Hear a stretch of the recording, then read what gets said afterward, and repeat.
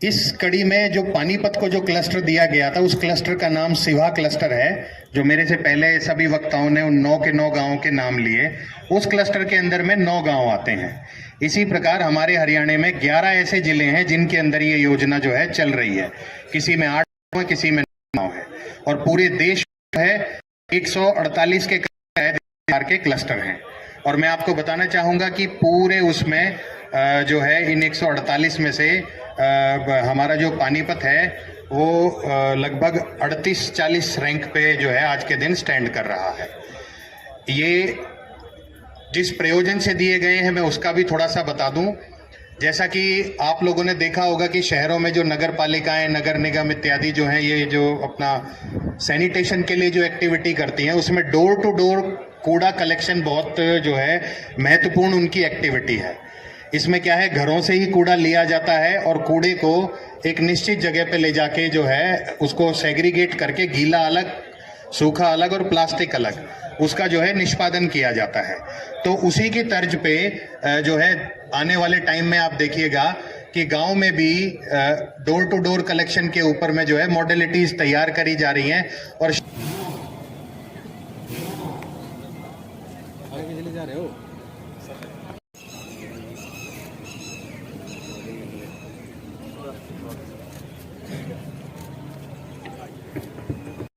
बताया कुगरा खेड़ी, राजा खेड़ी, मुंद्री, कुटानी और हिसार। तो ये एक क्लस्टर बना था सर, शिवा क्लस्टर के नाम से। उसमें ये 9 पंचायतों में सर ये फर्स्ट फेज में ट्रैक्टर 9 जो है वो वितरण किए जाने हैं सर। डीडीपी सर इधर साहब हमारे जगह ज्यादा किया, उसी कड़ी में लिए गए हैं। ये डोर टू डोर कलेक्शन में आने वाले समय में मील का पत्थर साबित होंगे। और मैं माननीय विधायक जी से भी अनुरोध करूंगा, क्योंकि वो district level, state level task force जो सभी के लिए, जैसा कि चलो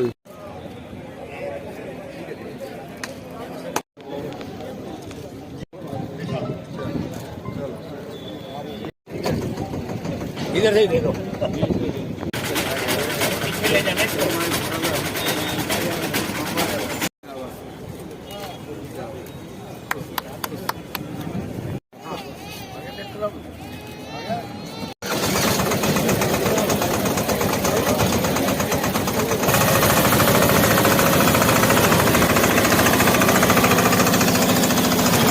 प्रसाद मुखर्जी स्कीम के तहत हर गांव को सुविधा दी गई है, उनको ट्रैक्टर दे के। शहर जैसी सुविधा गांव को भी मिले। गांव में कहीं भी अगर किसी तरह का गंदगी है, किसी तरह की कूड़ा करकट है, उसको उठाने के लिए समय समय पे सब सरपंचों के और पंचायत के लोगों की एक डिमांड रहती थी कि हम लोगों को साफ़ सफाई के लिए, कभी वो कहते थे कि हमें रिक्शा दी जाए, कभी दूसरे तरह के साधनों की डिमांड लगातार आती रहती थी। मगर इस बार सरकार ने निर्णय लिया और विशेष तौर पे हमारे डिप्टी कमिश्नर की बड़ी मैं कहूँगा और सीओ जिला परिषद, इन लोगों ने एक, इनके पास जब डिमांड आई थी तो उन्होंने ऊपर एक डिमांड बना कर भेजी कि भाई हमारे यहाँ के लोगों को कुछ सुविधा दी जाए। सरपंचों की बड़ी डिमांड है। गांव में काफ़ी काम इस प्रकार के हैं कि जिससे इसके बगैर काम नहीं चलेगा। तो उसी के तहत श्यामा प्रसाद मुखर्जी में इन लोगों को आज 9 ट्रैक्टर दिए गए हैं। मेरी कॉन्स्टिट्यूंसी के सभी गांव को शायद दिए जाने हैं। ऐसे कुछ इन लोगों की स्कीम है।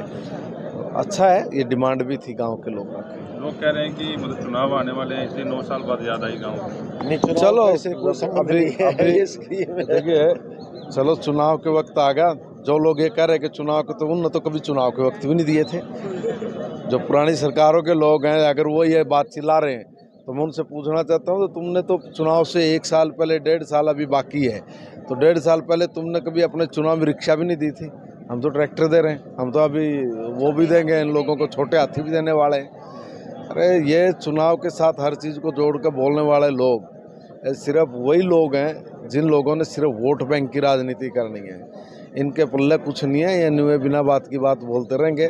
हम लोग चाहे वोट बैंक की बात कर लो, चाहे क्या की कर लो, हमारे पर कोई सेहत पसर नहीं पड़ता। हम तो अपनी स्कीम, अपनी प्लान, अपनी योजना बनाते हैं।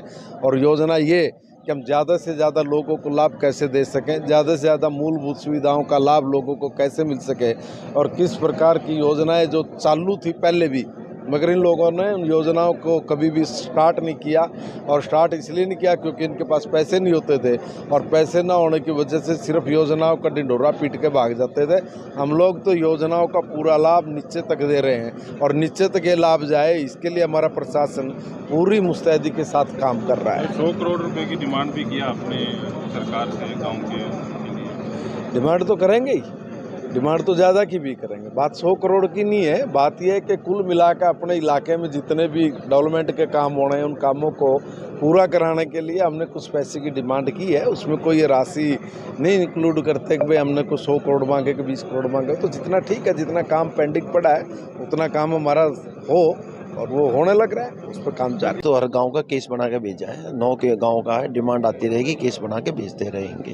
तो इसमें जो आपने कहा कि चुनाव से इससे जोड़ के ना देखें, क्योंकि सेंटर की स्कीम है ये, जिसमें जिस गांव की डिमांड आई थी वहां का देख के कितना एरिया है, कितना कूड़ा, उसके हिसाब से ये सेंट्रल गवर्नमेंट की स्कीम में ट्रैक्टर प्रोवाइड किया। कलेक्शन कहाँ जाएगा जी, कहाँ इकट्ठा हुआ, इसके लिए कोई रखा है कहाँ पे? हाँ, हमारे ऐसा है, यदि आप देखे जाए तो कूड़े के हर जगह कलेक्शन सेंटर बड़े हुए हैं, हर जगह पहुंचता है। 2 तरह का कूड़ा होता है। यदि आपने इन्वायरमेंट वाला जो प्रोग्राम अटेंड किया होता है तो आपको पता चलता है कि कूड़ा किस हिसाब से हरियाणा सरकार और सेंट्रल गवर्नमेंट किस हिसाब से कूड़ा इकट्ठा करके कैसे उसका रिसाइकल कर रही है। यहाँ पे भी है, बीच में जैसे आपका गीला कचरा है, सूखा कचरा है, वो सारा उसका प्रावधान है। यहाँ पे मैं आप बैठेंगे तो मैं आपको पॉइंट्स वाइज दूंगा कि यहाँ पे कहाँ हम जैसे करनाल में भिजवाते हैं, हर एक के पॉइंट्स बने हुए, सूखे के अलग, गीले के अलग। फिर वहाँ एक जगह जाके पूरे स्टेट का कचरा इकट्ठा होता है, कूड़ा, उसको फिर रिसाइकल करके